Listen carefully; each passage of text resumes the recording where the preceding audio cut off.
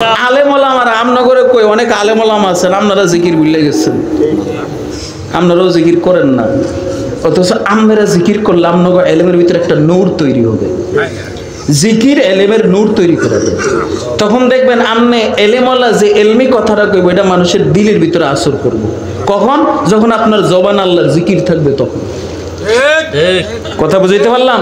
এই ভাই রশিদ আহমদ গঙ্গুই রহমতুল্লাহ আলাইহির মতো এত বড় আলেম কে ছিল? ঠিক না? ওই জামানা ওনার চেয়ে বড় এত আলেম তো কেউ ছিল না।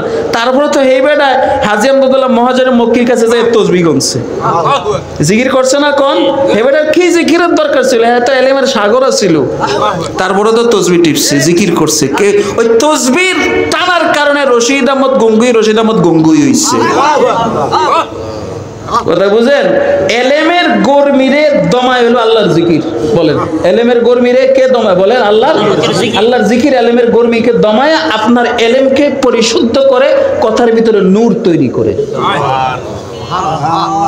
এই জন্য আপনারা যারা আহলে এলেম আছেন আপনাদেরকে বলবো একটু করেন, কন্টিনিউ একটু করেন।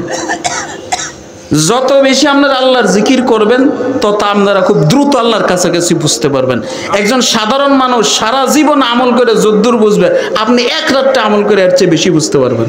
একজন আলেম পারবেন না ইনশাল্লাহ? আলেম ওলামারা একটু জিকির করতে পারবেননি ভাই? একটু করেন না, অভ্যাস করেন না, একটু নিয়মিত দেখবেন আপনার কথা নূর হইছে। আপনি বুঝবেন 1-1.5 মাস 2 মাস পরে আপনি দেখবেন যে আপনার কথার কেরম তাসির হইতেছে।